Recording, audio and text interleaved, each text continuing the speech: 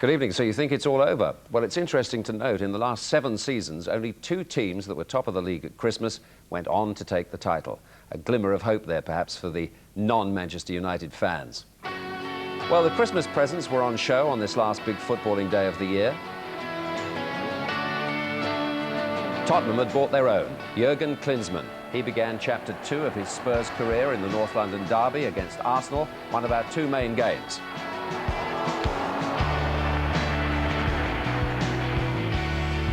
At St James's Park, it was Newcastle against Liverpool.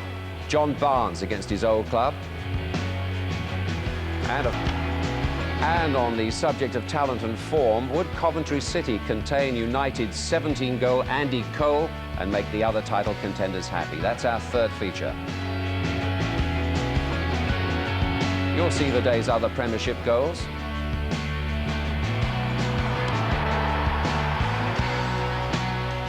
And Trevor and Mark will pick out the Christmas crackers.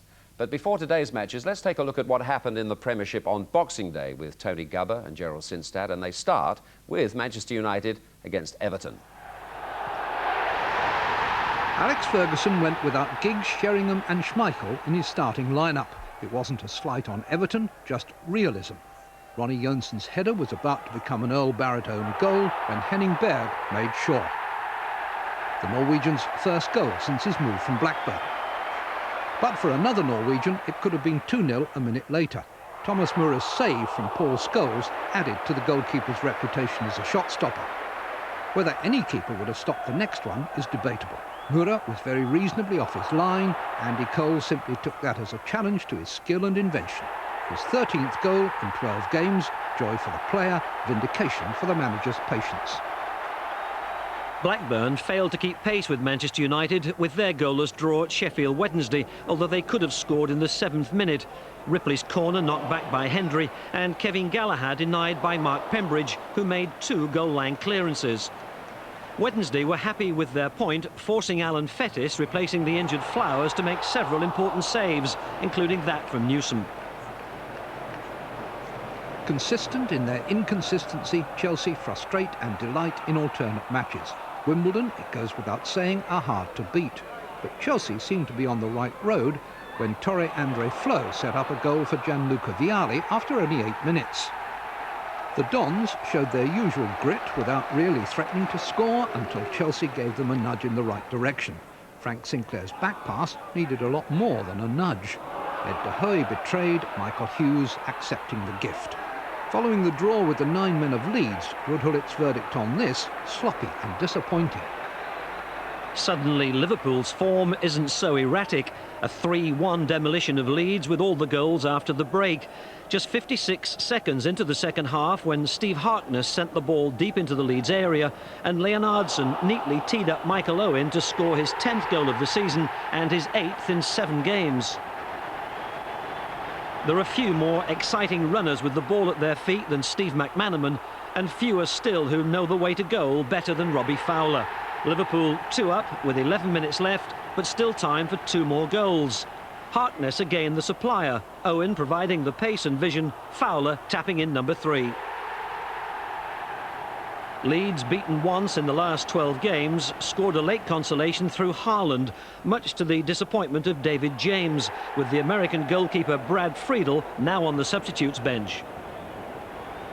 Long gone are the August days when these two shared 6 goals and joint 3rd place. When Arsenal scored here just 10 minutes before half-time, David Platt nodding in Dennis Bergkamp's free kick, they might have been expected to relax, to uncork the bubbly. No such thing. Their second goal came from Steve Bowles' long punt and Steve Walsh's hapless intervention. An altitude record and a collector's item of an own goal. The plus point for Arsenal was the return of Patrick Vieira to the starting lineup, cancelled out by more uncertainty from David Seaman of all people. He chose the wrong option here and Neil Lennon was the beneficiary. The last 10 minutes were terrible, said Arsene Wenger afterwards. And when only a post denied Walsh an equaliser, he could see his point. I need to buy some decent players, said Martin O'Neill. Where, indeed, are the heady days of August? Defeat for Newcastle on a busy afternoon for referee Mike Reed, who booked 6 players, sent one off and gave a penalty in the 4th minute. One chop's pass into Sturridge, bringing a rash challenge from Des Hamilton.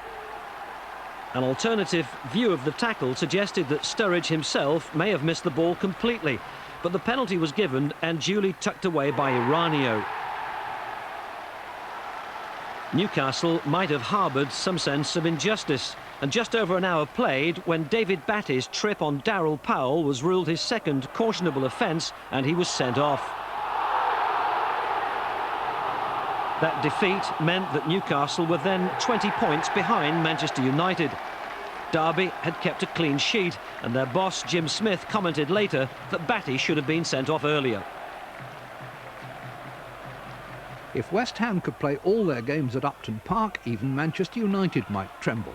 It took just a quarter of an hour to break down Coventry's defence, Eyal Berkovic seeing the possibility for Paul Kitson to score. His 2nd goal in 3 games since his return from injury. As for Coventry, their recent signing George Boateng stepped up his productivity.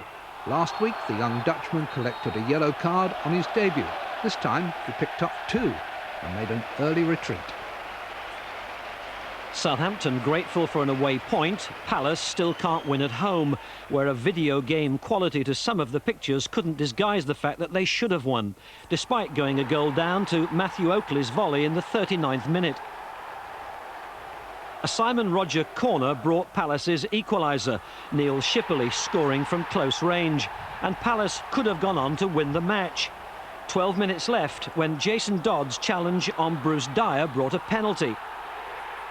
Southampton's protests that Dyer had dived were in vain, but the penalty was taken by the man who'd just come on as a substitute, the Israeli Itzhak Zohar, with a singular lack of conviction, and Paul Jones made an easy save.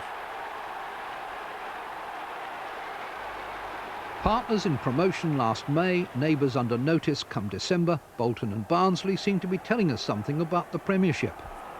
Barnsley's reward for a dazzling first half was a Georgi Christoph header. 1 goal that might have been 4 or 5. They were deflated by Bolton's equaliser. When Gudni Bergson advanced with the ball, his only serious option was a long shot, in both senses of the term. 1-1 at the end, nobody questioned the entertainment value, but single points a starvation diet for teams in trouble. Tottenham must feel that the fates are against them. Villa Park on Boxing Day, an afternoon when Stan Collymore gave tantalising glimpses that he is a £7 million player. Staunton. Milosevic pulling wide, Collymore's in the middle. And one thing's absolutely for certain, Milosevic won't want to cross with his right. Here's Draper! It's crept in, but Ian Walker should have kept it out. Ginola. Campbell getting half a header on it. Fox! Decent stop. Back in by Clements. And over the line by Colin Calderwood. And Villa claimed that he used his hand. Nelson's cross. Bit of bumping and boring. Collymore. Goalkeeper flapped at it. Draper again. Once more the beneficiary of a goalkeeping mistake. Clements losing out to Simon Grayson, and Tottenham's defence is all over the place. Collymore 3-1.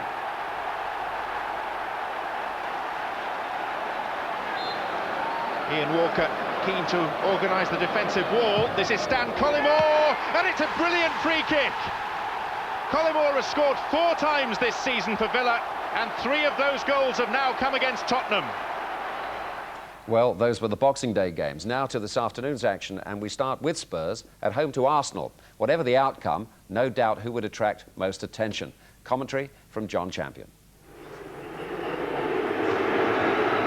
Look at this man, and what do you see? A messiah or a mercenary? The majority inside a bulging White Hart Lane see a kinsman in Klinsmann. Many beyond its confines prefer to believe his return has more to do with money and a need for regular first-team football prior to the World Cup. whatever the motivation, Tottenham's plight requires dramatic action. Having conceded 14 goals in their last 4 matches, Christian Gross welcomes back Ramon Vega. With Anderton, Ferdinand and Sinton all injured, there's a return for Stephen Clements. Walker and Calderwood are the only survivors from Klinsmann's last match here. Arsenal themselves occupying their lowest position under Arsene Wenger, are without Ian Wright, who's suspended, hence a chance for 18-year-old Nicola Anelka. Manu Petit is in for the injured David Platt. Goals have been in short supply of late, and Dennis Bergkamp hasn't scored in the Premiership for nearly 3 months.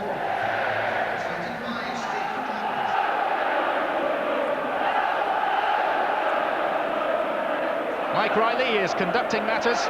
It's not often that an occasion like this 122nd North London derby is overshadowed by one of its constituent parts, but that is very definitely the case today as Jurgen Klinsmann returns to the scene of a season which brought a fair degree of success to the tune of 29 goals in 50 games first time around. But so acrimonious was his departure, very few thought that they would ever see him back at this famous stadium. As if to prove that what goes around comes around, as they say, one of Wenger's claims to fame is that he once signed Klinsmann for Monaco.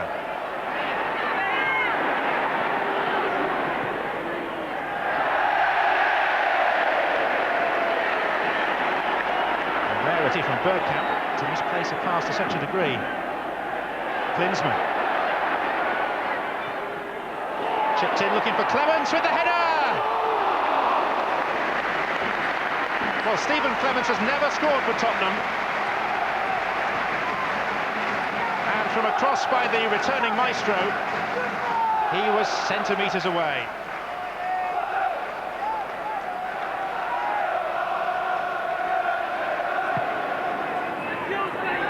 Vega.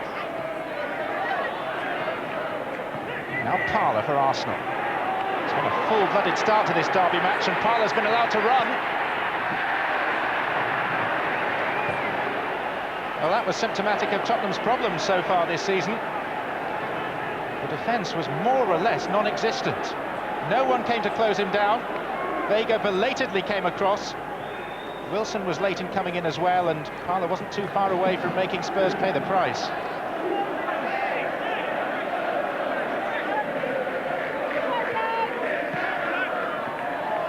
Parler.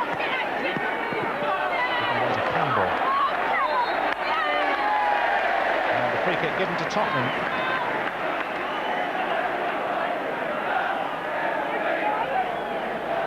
Clive Wilson to take.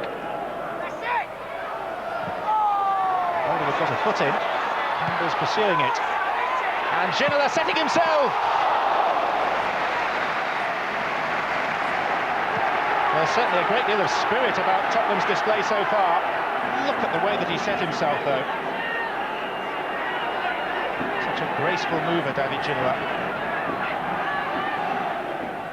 Bolt used Klinsmann as a stool and has been penalised to the tune of a free kick. Every Arsenal player back in defence. Ginola standing over the ball and chipping it towards the corner. A foot or so over the bar. Almost leisurely approach to the ball. All part of the cunning plan which on that occasion didn't work.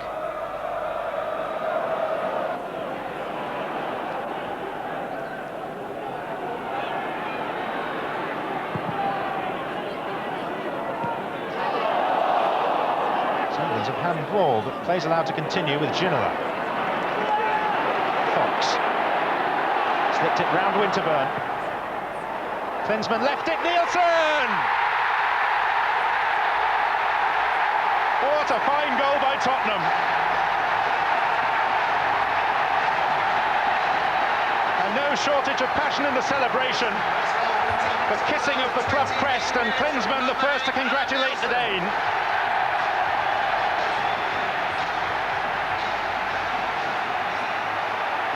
General delight around White Hart Lane. Klinsmann's feint was all important, and Nielsen on the half volley made contact as sweetly as he would have done in his dreams. Bergkamp, nice touch. Petit, car slipped. This is Nicola Anelka. First time! Well, is that the stroke of luck that has eluded Tottenham for so much of the season?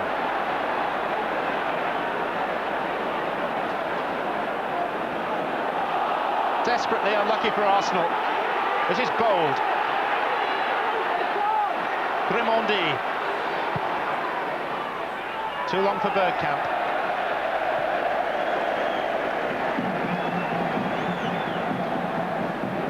Anelka so close. Thanks to a wonderful back heel by Bergkamp. That was sublime.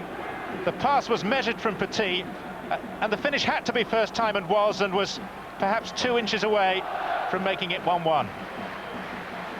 All because of the touch of the Dutchman.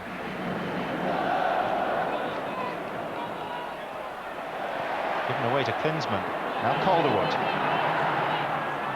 Ginola. Clements. It's a delightful pass. Good control as well from Fox. Ginola. Much more confidence about Tottenham's work now. Keown and Klinsmann going together for the ball. It was Keown's touch and it's a corner.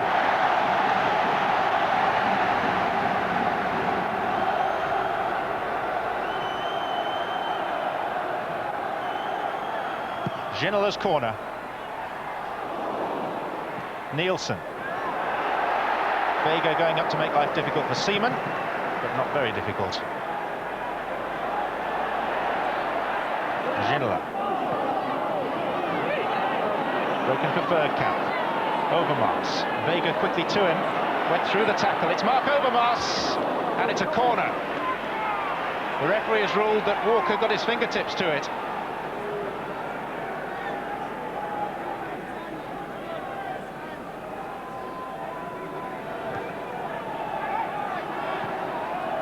Overmars waiting just outside the edge of the penalty area for Winterburn's kick.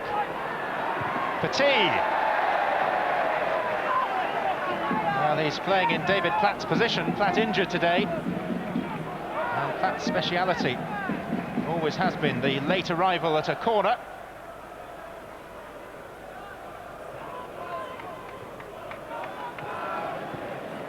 Amongst a full house. A very dapper former England coach. And above him in the pecking order, the current incumbent. The error in Petit seemed rather indecisive. And they can sort that out over their half-time cup of tea. Alan Nielsen's goal separates these two North London rivals at the midway point. A half of no great heights, but a splendidly conceived goal, scored by the little Dane. Tottenham lead Arsenal by 1-0. And of Klinsmann, we have seen flashes, but nothing conclusive. A full house of 28,500 inside White Hart Lane. That capacity will soon increase. Red sky at night equals Alan Sugar's delight as the ground nears completion.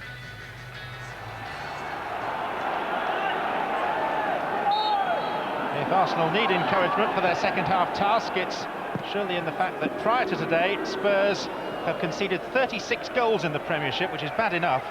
What's even more shocking is that all but 7 of those have been let in during the second half of matches, which suggests that they're prone to falling away fairly spectacularly, as they did in a recent home match where they conceded 6 against Chelsea.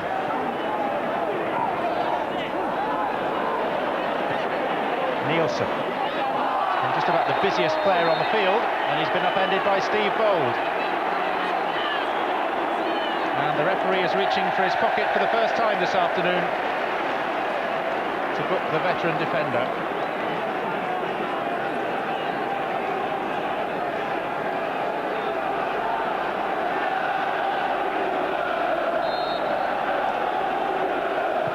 Ginola's kick off the head of Petit. Now Clements. Stung the fingers of Seaman.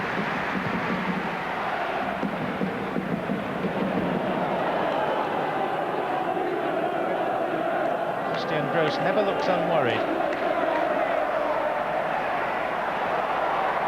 This is Ginola. Needs colleagues to join him. Rule Fox is available on this near side. It's still Ginola. There's a frisson of excitement as the Frenchman has the ball.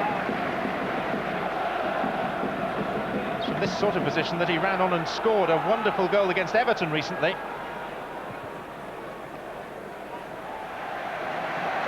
Jose Dominguez is about to join the fray for Tottenham with an hour gone.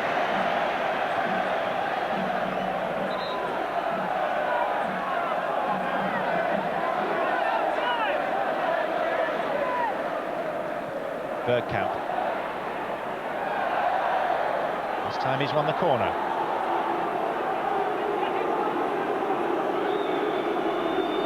Winterburn's kick.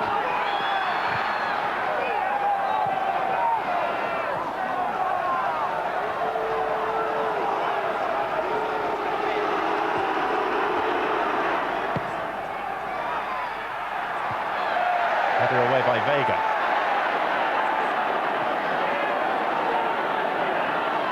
Winterburn. Oh, a fast hole in the middle of the defence. Parler deflected and in off Ramon Vega. Parler will no doubt claim it, but the deflection off Ramon Vega seemed to make all the difference. 32 seconds from number 15, Ray Parler. There was a great parting in the centre of the defence, and I'm sure that Ian Walker had that covered, apart from the deflection off Vega's heel. Spurs had luck in the first half when Anelka's shot struck the inside of the post and bounced out, but now good fortune once again seems to have deserted them. His shirt pulled and the referee spotted it well. So it wasn't that obvious. Overmars standing over the ball. And this is Dennis Bergkamp. Came off Klinsmann. Vieira!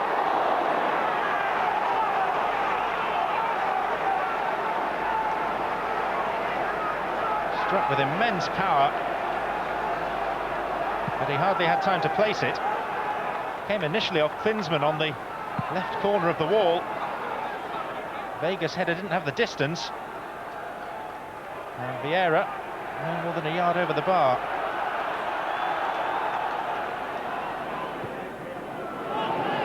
Overmars.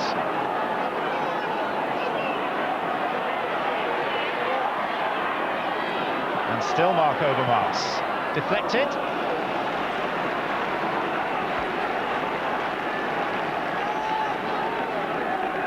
It's a corner to Arsenal. Heavy Arsenal presence inside the box. Petit.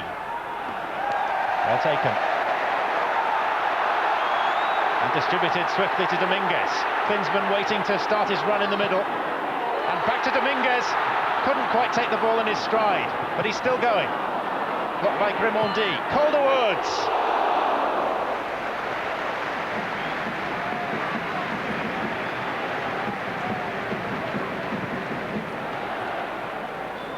Well, for a man who by trade is really a centre-back, Colin Calderwood got quite close from a long way out.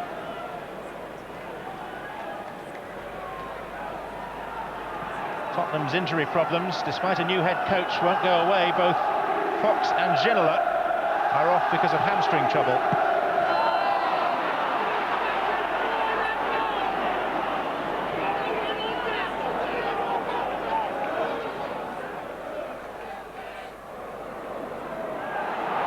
Picked up Hughes from the throw.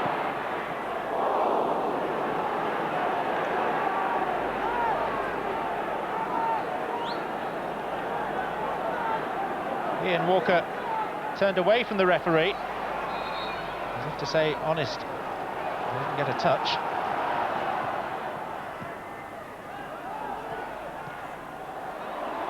Dominguez on the stretch. This is Nielsen. Couldn't get past Steve Bold. Nielsen has also gone down injured. but is gradually picking himself up. Dominguez. Hughes. Keown. Referee has looked at his watch on a couple of occasions, but the ball has broken, and this is Klinsmann. Perhaps a last chance for him to make his mark. Everson couldn't quite make it, and it's hooked clear by Vieira.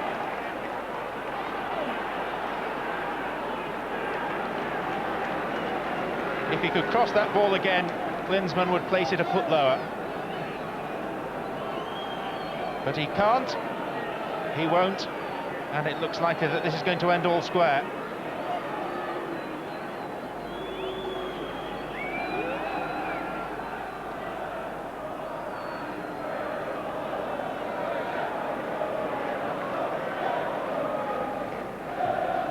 Wilson's header.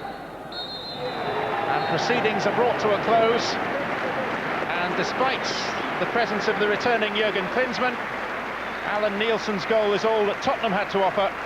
And Ray Parlour's deflected shot that went in off the heel of Ramon Vega earned Arsenal a point. The fact remains that despite a fighting display, Jurgen Klinsmann's new club still occupy their worst league position for 9 years.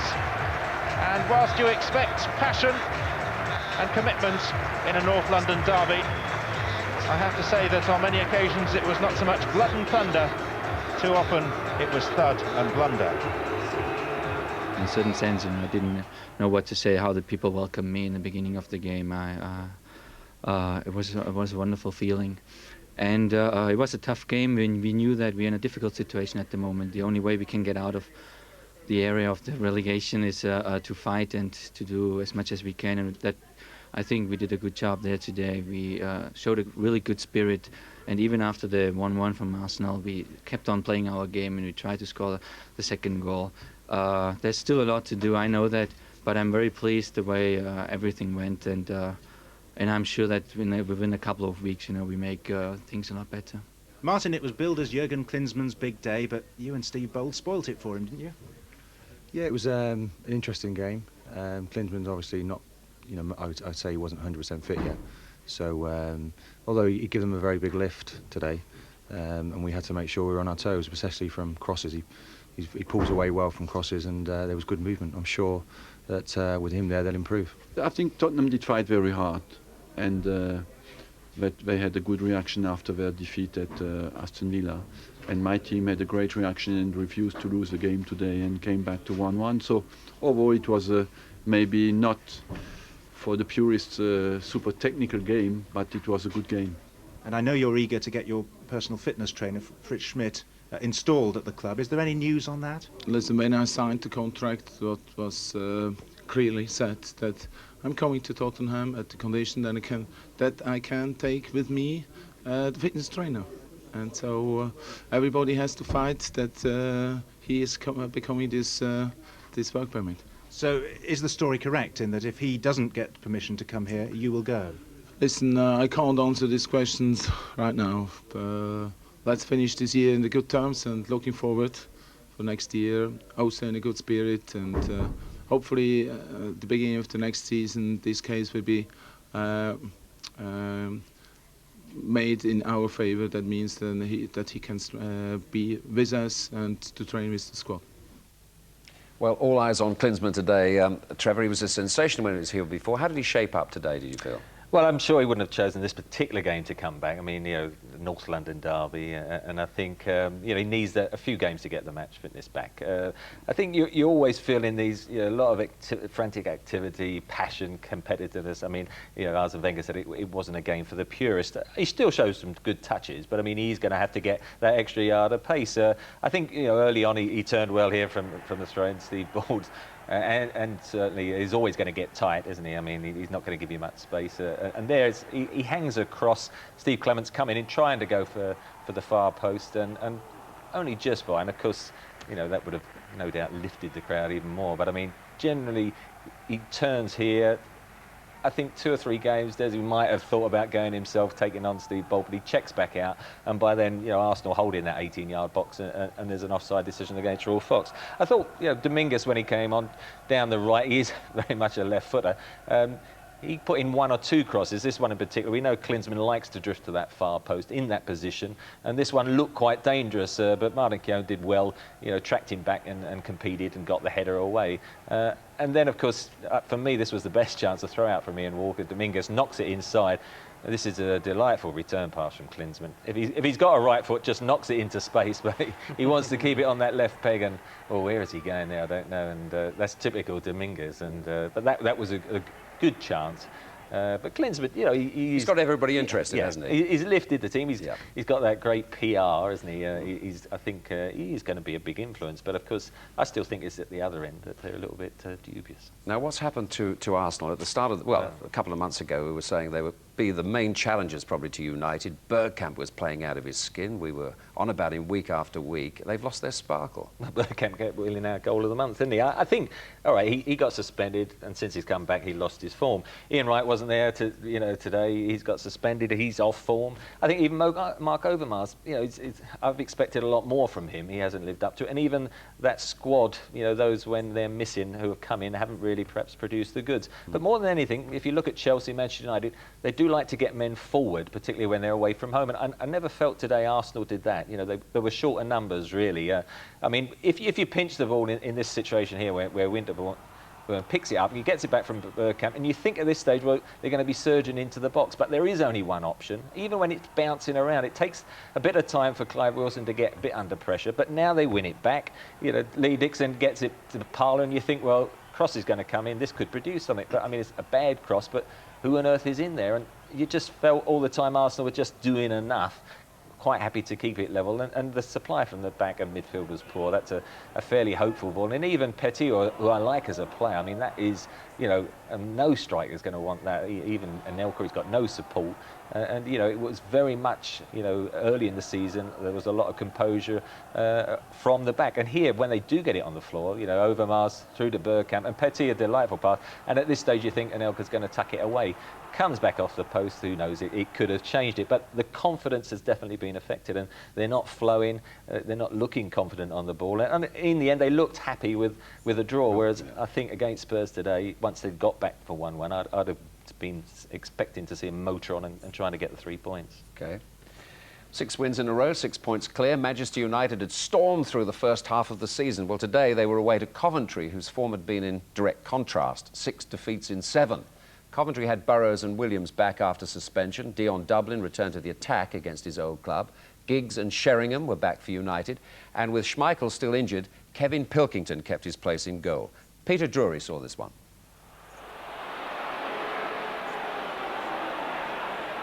Whelan, he's freed Hall.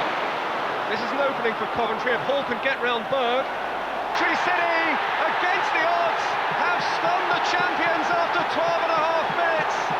And Noel Whelan, whose season was slow to start, hampered by injuries and off-the-field problems, can now take to his heart a goal that will lift his heart and will lift the hearts of all men Coventry. Huckabee worked hard, Hall played in the ideal ball, Dublin cushioned it beautifully, and Whelan did nothing wrong.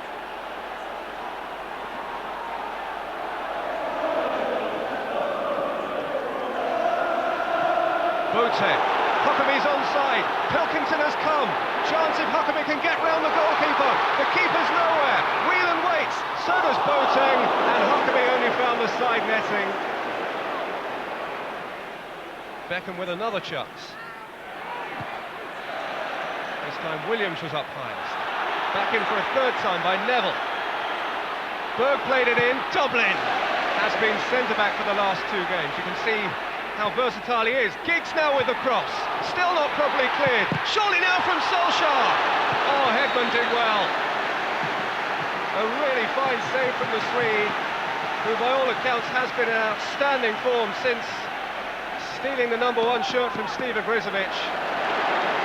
Now Nielsen has options. One of those is Dublin. Boateng, terrific passing from Coventry. Boateng's cross didn't match what went before, and Pallister cut it out. And now Manchester United themselves can break. Giggs again has yards in front of him. Solskjaer, Cole in the middle, Giggs waiting. Solskjaer taking on Nielsen. Ole Gunnar Solskjaer! Oh, a really expert finish. All his own work. Neatness personified from Ole Gunnar Solskjaer, who from that point on was determined that this was going to be his goal, and sure enough it was. Those behind him had taken defenders away, but the defenders left were made to seem as nothing by Solskjaer, and the champions are level.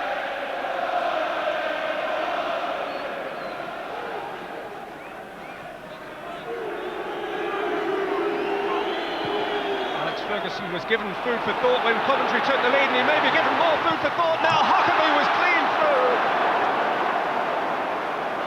And for the second time on the afternoon, Darren Huckabee will be less than pleased with his poise in front of goal.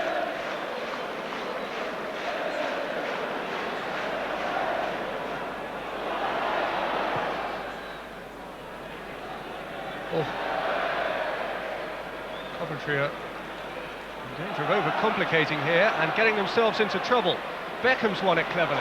Scholes now. Cole available. Scholes ball for Sheringham!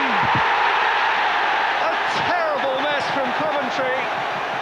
But Manchester United won't complain, and nor will Teddy Sheringham, who flung himself onto the sodden turf to profit from Scholes' opportunism, and Manchester United have come from behind.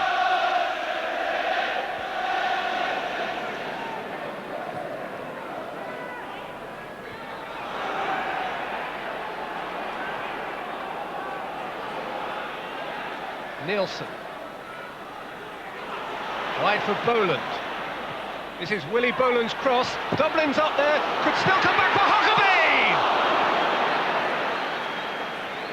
Now that was a close thing. Willie Boland flung in a high-quality cross, which broke for Darren Huckabee, who, had he had half a second more to balance himself, might well have hit the top corner.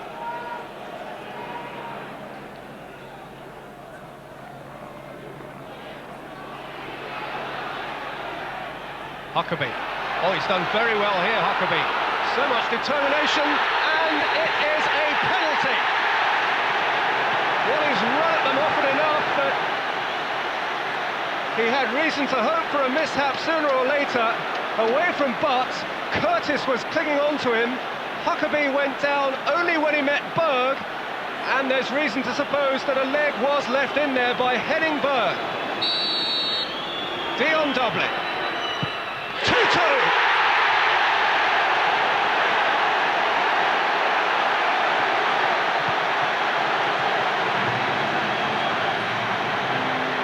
There's been little cause for seasonal celebration around these footballing parts, but a point against the champions and leaders would cheer them up enormously, and Dion Dublin wasn't going to let them down. Big goal! And it's an extraordinary story! 2 goals inside the last 3.5 minutes for Coventry City. Huckabee earned one, but the second he made for himself and finished for himself with skill, determination, and iced his own cake. Into stoppage time now. Berg heaves it forward. Pallister's in centre-forward mode. It could come through for Sheringham.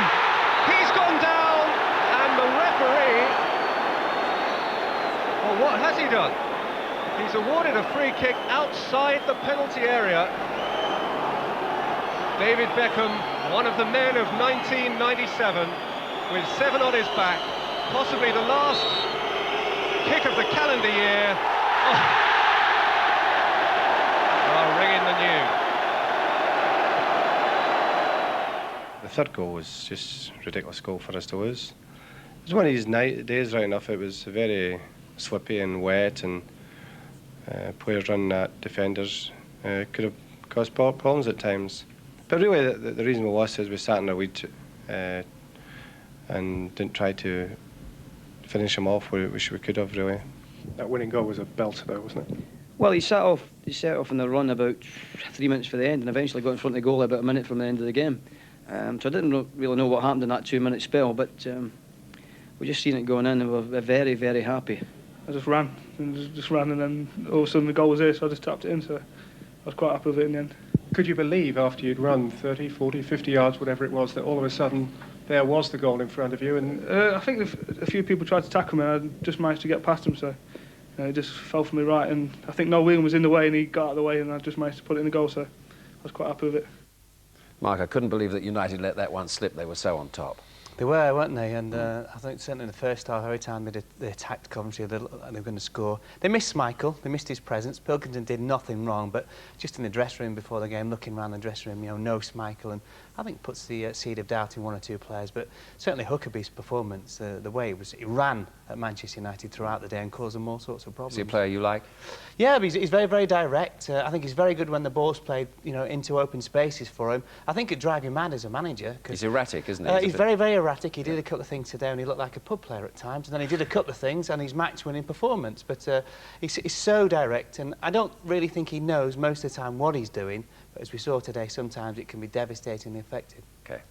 This time last season, Alan Shearer had scored 15 for Newcastle, Les Ferdinand 13. Before today's match against Liverpool, their joint top scorers had 6, and the team had managed to score in just 1 of their last 6 Premiership games. Liverpool had been in tremendous recent form. Our commentator at St James's Park was Barry Davis.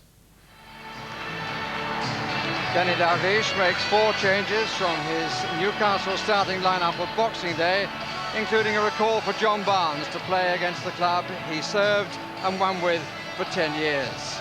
Rob Lee is back after missing 3 matches with a calf strain. Warren Barton begins the match for the first time in 6 weeks. Tino Asprilla will be looking for company up front in front of a crowd which hasn't seen a Newcastle goal for 3 matches. Liverpool, unsurprisingly, are unchanged after a comprehensive victory over Leeds made it 3 wins on the trot for the first time since the early days of this nearly passing year. David James has responded well to the long-incoming arrival of Brad Friedel, the American goalkeeper, while at the other end, young Michael Owen has taken deserved praise in his electrifying stride.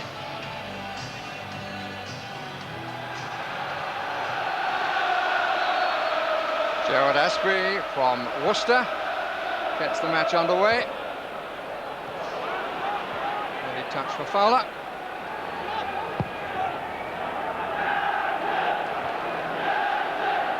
Matteo playing at the back, behind Coimbra, Harkness and McAteer at the opening.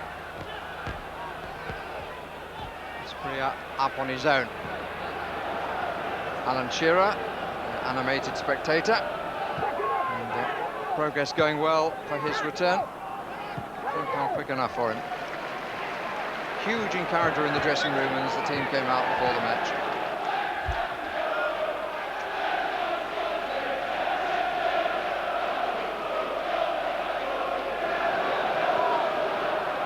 Corner. Warren Barton playing in his old position, the right side of the defence. At the start, he has earlier in the season had a long spell more in midfield. Redknapp to take. Comes out to Leonardson. That's a good try and a good save. Had to adjust his weight a bit, did Shaka Hislop. Hit it well. Come off bodies and heads. They weren't aiming too deliberately for them. Got his right hand to it as he was moving across to his left. Bannerman takes from the right.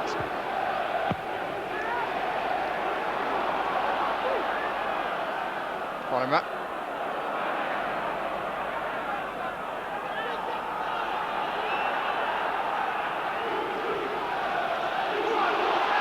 And Barnes, as Harkness for some reason turned the wrong way. John Barnes could have a shot. Seemed a little reluctant to have a crack at David James. It Wasn't one of his best, but Harkness really caught out. Was looking for a spree, then went for the shot and didn't hit it really cleanly, and there was no one to seize the rebound. It's Brad Friedel, the American goalkeeper.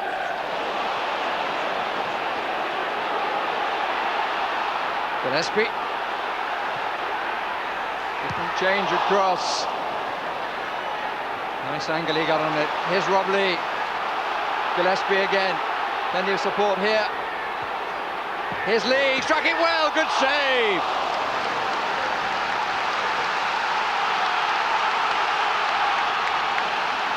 Really good play twice here by Gillespie. And a good strike turned away by David James.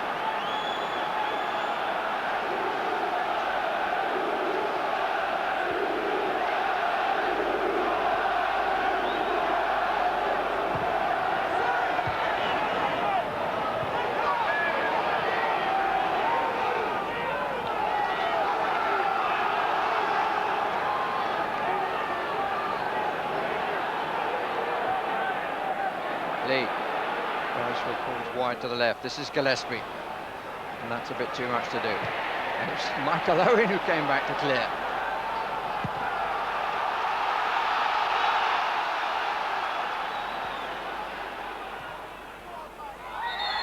Okay.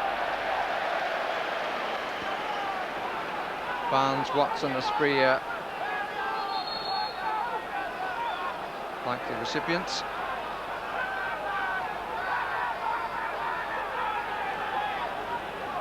Pearce also forward, number 12. Brilliant goal. The man coming from behind, Watson. Climbed well. Asprilla was up in front of him, through some of the marking. Really determined charge. And they didn't quite get to Watson, and David James decided to stay at home and not come for the cross. Warhammer didn't make it. Watson most assuredly did. And Kenny Dalglish's team had the lead against his old club. And St James's Park has a goal at long last. Leonards.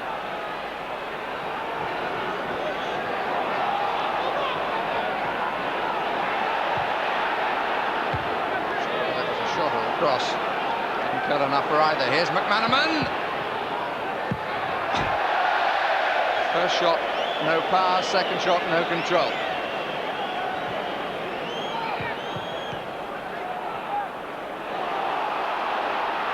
Good challenge, Keimer. He's better on the deck than in the air. Fowler, promising. McManaman, still promising. Oh! Up the far post and in, and it's 1-1. Hislop turned to see it strike the upright, and back it came, and there was nothing that he could do about it. Really good break. Fowler who fed McManaman, no hesitation, cracking right foot shot. It's 1-1, and we've played 31 minutes of a match that's so far living up to its billing.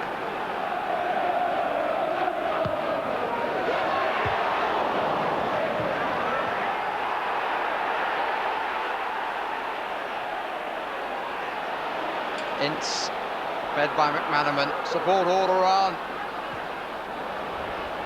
Peel away by Owen. 5 Liverpool players in the area. Came off Watson. Really good to see the away side prepared to throw as many men forward as that. It was a good break that didn't quite come off. Owen!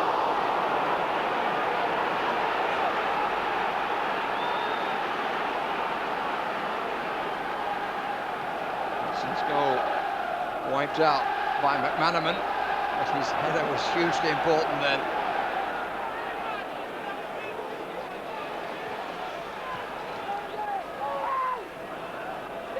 Matteo.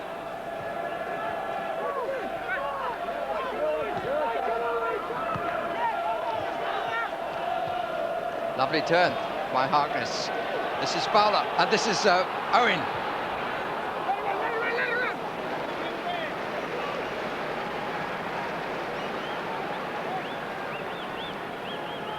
Nice spin, took it one way, ran the other. First thought Warren Barton would have been that he was coming inside him, instead he went outside him. Somewhat improvised the shot. Come across. Beresford. Always a mistake by McManaman. Lee drove it well. Offside surely, not given. And this free, I can't believe that he's missed the chance. Ince. McManaman. Spin away again by Owen. McManaman! Oh, that's a wonderful goal by Liverpool. Such a clean strike. And a rapier-like thrust through Newcastle. Beautiful spin away here. Gave Owen some room and no hesitation, and how good that is to see. If McManaman could add that sort of quality finishing, indeed the quality finishing we've seen in this match, to his other considerable talents, it would serve England hugely well. Really good goal by Liverpool. Redknapp. Ince. And the end of a very entertaining half. Two fine goals scored by Steve McManaman, wiping out one by Steve Watson. Good to watch, very entertaining, and often very good. Liverpool lead 2-1 at half-time. So away go Newcastle on the second half, and with a lot to do. Only one goal behind, but the moment of ascendancy didn't last very long. Here's a chance early on. And McManaman couldn't get to Lee and decided he shouldn't get to Lee.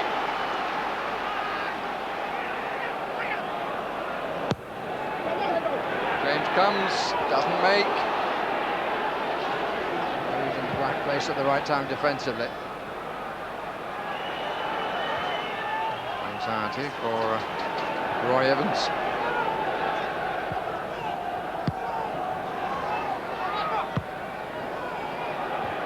On by Barnes. Oh, what an opportunity for Espria. Couldn't get any power on the header.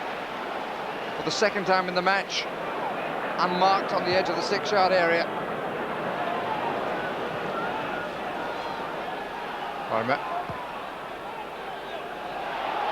Matteo was a poor ball from Quarrymer. This is Gillespie. Still Gillespie. Still Gillespie. Blocked on the line. And Quarrymer acknowledges his error, but it was he who got to the line, and then Matteo put it out of the way. But Gillespie really should have scored. Delayed, delayed, delayed. And then he rather scuffed it with the side of the boot, and Quarrymer lives to fight another day without a red face.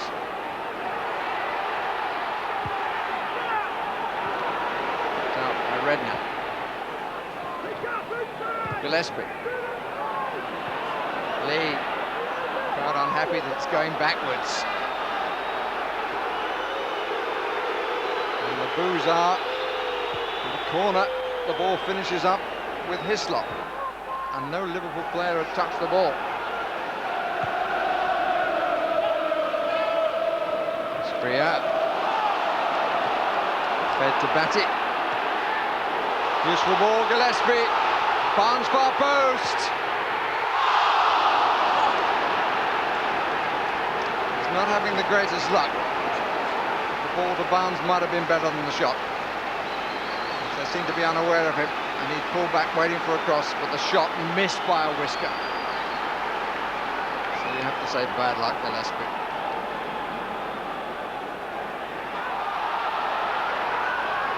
Owen. McManaman. Fowler further down. Just about as close as the shot at the other end. Batty. Pistone. Doesn't get forward that often. Freer in the middle.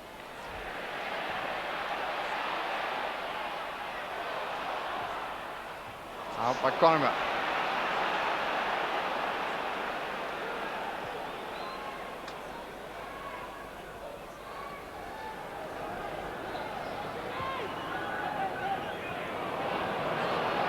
McManaman. And still support on the right. A bit close from Fowler.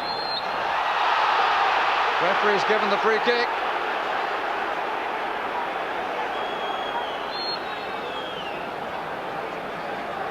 A bit harsh on Stuart Pearce. Pearce ready to charge. It's Fowler. And it's off the crossbar. Nice try.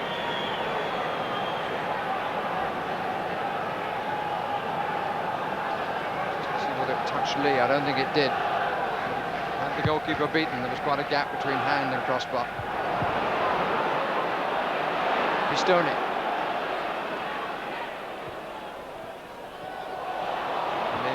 Lee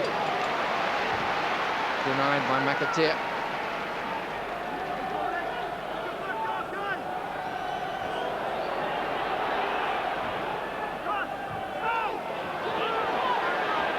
Rob Lee. Oh! Got a touch to it, the goalkeeper, David James. Really well hit by the Newcastle captain. And an important save from a ball going away. It was a good stop and helped him out. And his touch put the ball onto the bar. Aspria!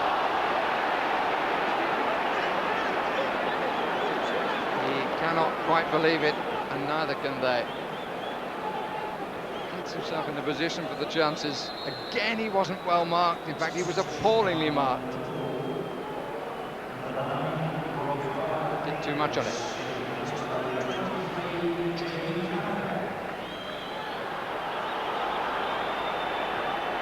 Look at his watch by the referee. Batty to Pearce. Good climb by Connemer. Owen. Just needs to hold and play into space, or there are a few colleagues around now. All the points belong to Liverpool, in spite of all the efforts by Newcastle. Two memorable goals by Steve McManaman. The only consolation for Newcastle, the first goal of the match by Watson. They fought, I think the expression is might and main in the second half, Newcastle, to save themselves. But everything they tried was not quite good enough. They lose again. It's now 2 points out of 21 for Kenny Dalglish's team. Final score, Newcastle United 1, Liverpool 2. There's no doubt that you've had a happy Christmas, Roy. It's been great. I mean, the lads have come up with the goods, 6 points from the 2 games, and an awful lot of effort, which you know, I'm delighted for them to get the just rewards. I suppose the best thing I should do is to wish you a happy new year. You'd like a change of fortune, wouldn't you? Well, it's not finished too well the year, but as I say, up until then it was going quite well for us. But if they keep going about their job the way they did today, then there'll not be too many days that they'll be unhappy. I think they take a lot of credit from the game. Obviously they're not taking any points, but I think they take a lot of credit because certainly the second half performance was a fabulous performance for the players. They kept him under pressure, kept him in, but we couldn't get a goal. So at this particular moment in time, maybe just a rubbery green we're needing rather than any in-depth analysis of what we're going wrong. Now, will you say to Steve McManaman, why don't you strike the ball like that more often? Well, he's done it reasonably often this season. He's up and down, he's scored some fantastic goals, he's scored the odd tap-in, and again his work rate for the team was fantastic, which is always important from my point of view. What do you think of your old team? Yeah, I thought they played well the first half. They passed it well. As I say, they themselves have can dictate their own destiny. Certainly last year they could have gone on and won the title quite easily. They played great against Coventry but never got the result. It was similar to this today. When people look at statistics, though, they say this is quite a long run of not being able to win games. They're not used to that with Kenny Dalglish. Well, they should have been at Blackburn. Liverpool hitting a nice run of form at the moment, don't you think? Yes, playing with lots of confidence, and I think in all areas of the pitch as well. It's quite interesting today that David James made a couple of outstanding saves, and his new signing Brad Friedel sat there on the bench. But certainly the way they took the game to Newcastle in the first half, and I mean the way they attacked the space and the passing and the movement was outstanding from all areas of the pitch, even from deep in their own half when they'd been defending. But generally their first half performance won them the match. And I think certainly when we see here, I mean, this is Fowler picking the ball up, he's doing his spell of defending, and then we just watch as Liverpool break.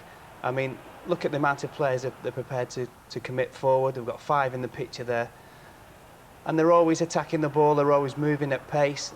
Everyone else is taking up a different position all the time. And as Newcastle try to get and file back and get some players back, still the movement, you can see the brains are working. Eventually the ball gets crossed in. Actually, it's a good header by Watson. Newcastle really go dead there.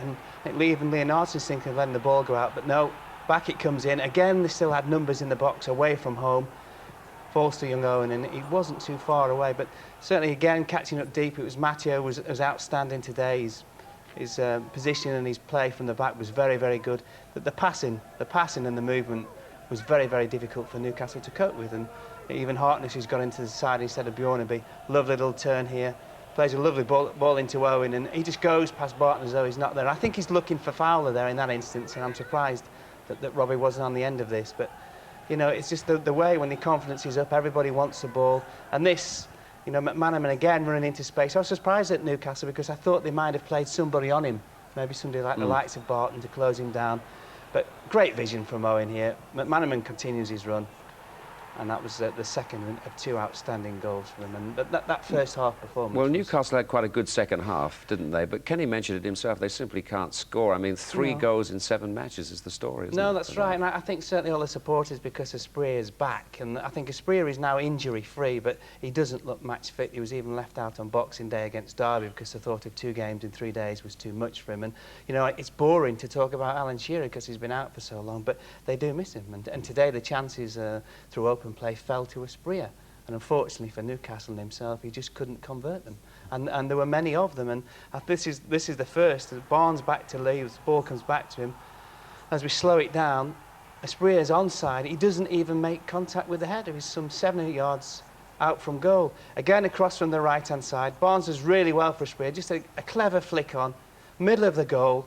No real power in the header. Shearer would have scored, you would have to think, from certainly that angle. Again, Probably here, twice from there. Well, yeah, he would. Just a little push by Asprilla. This is Liverpool's Achilles here. Look, 7 or 8 defenders in there, 1 Newcastle player. He wins the header, doesn't hit the target. That's the story. Dead simple. Right, 6 other matches to catch up on now, starting with Everton at home to Bolton Wanderers. No need to emphasise the significance of this one. A glance at the league table does that. Everton again had an inexperienced side, but crucially reinforced by the return of Duncan Ferguson from suspension. His header from Tony Thomas's cross, 1-0 just after the quarter hour. Suddenly this was a different Everton from the one that surrendered at Old Trafford 48 hours earlier. Andy Hinchcliffe and Nick Barmby combined. Ferguson put his head where the boots were, 2-0. But then Bolton had their say. Scott Sellers' free kick, Gudni Bergson's header. Half-time was imminent, but it didn't come quickly enough for Everton. Ferguson's day. 26 yesterday, captain for the first time. And now the Scot rose to the responsibility, literally. His hat-trick, 3 much-needed points in the bag for Everton.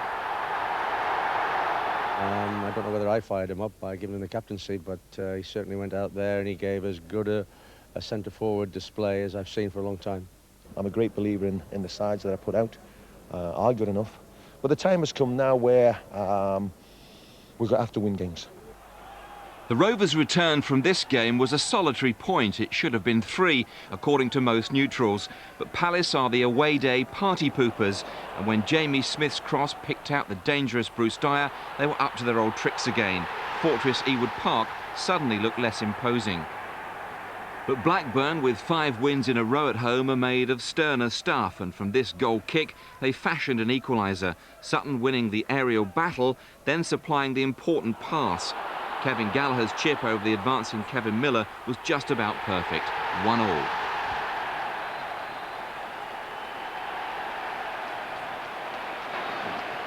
Back came Palace to surprise Rovers once again in the second half with a goal that will hardly stand out on Tim Flower's impressive goalkeeping CV. It should have been a routine save from Warhurst's header, but the ball reared up over him and the line before Emblem made sure. The goal credited to Warhurst.